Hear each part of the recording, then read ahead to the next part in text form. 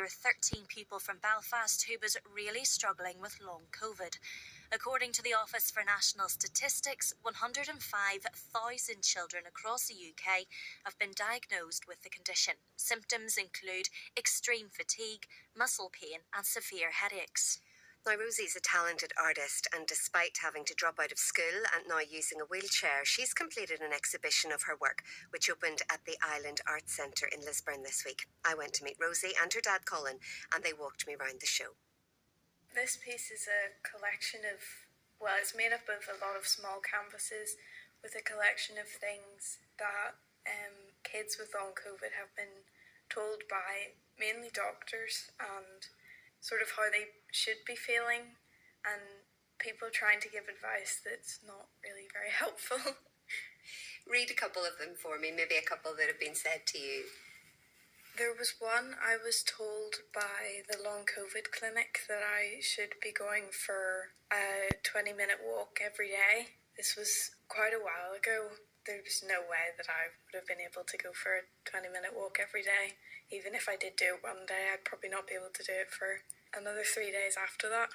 And is it that lack of understanding and appreciation of what is going on with your condition that is frustrating, that leads you to produce a piece of art like this?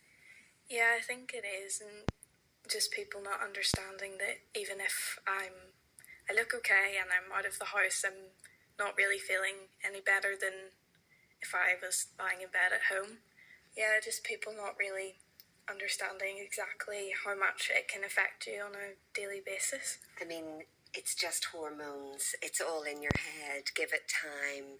You're looking really well. Your symptoms sound a bit dramatic. You have to try harder. Have you tried mindfulness? I mean, even just reading a couple of those, and there are many, many more, it's quite overwhelming. And I don't have long COVID, so I can't imagine what that's like for you. Tell me what that's been like. It gets very frustrating, especially with the "you're looking really well," because, I may look really well, but I'm not, and I guess it's meant as a compliment, but doesn't really help.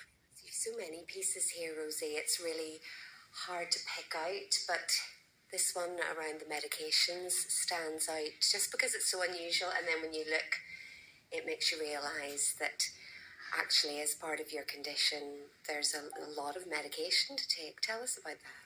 As the doctors really what's going on our body, really just experimentation, trying things on all sorts of different medications, some to help the head, help with the head, to try and help with the tiredness and the muscle pain. I suppose this is kind of row of all the little dots. Tell us how you put it incredible and what you mean. So the original idea was I wanted to know how many kids specifically were suffering with long COVID, and just how many people there are. There's 105,000 dots of paint on all of these canvases, and I started this end of May, June time, when the figures for kids with long COVID in the UK was 105,000. To see the work displayed in this way, it feels almost hard to believe, considering the journey that Rosie has been on over the last year. Yeah, absolutely.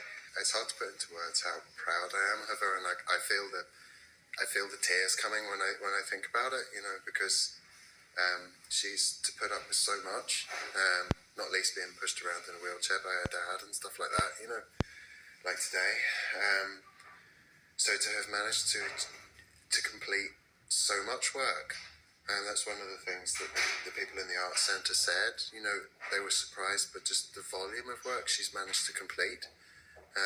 It's a real testament to her guts and determination. What does this exhibition mean for you? Because you've had a really tough year. It's back in January. It's almost a year since we met, and I've kind of watched on Twitter your progress. But how has it been for you those 12 months? It's been tough. I'm definitely able to cope with it a lot better than I was. It's probably a combination of some of the medication or some of the things that we're doing to try and help. Yeah, it's tough, but I'm moving in the right direction anyway, so hopefully it'll continue like that. And when you walked along and when all the paintings were being hung, what did you feel? What did you think? Because clearly art is your passion. It was really amazing, and just to have it all done in time and to see it all up on the wall was really good. And yeah, I was proud of getting it all done.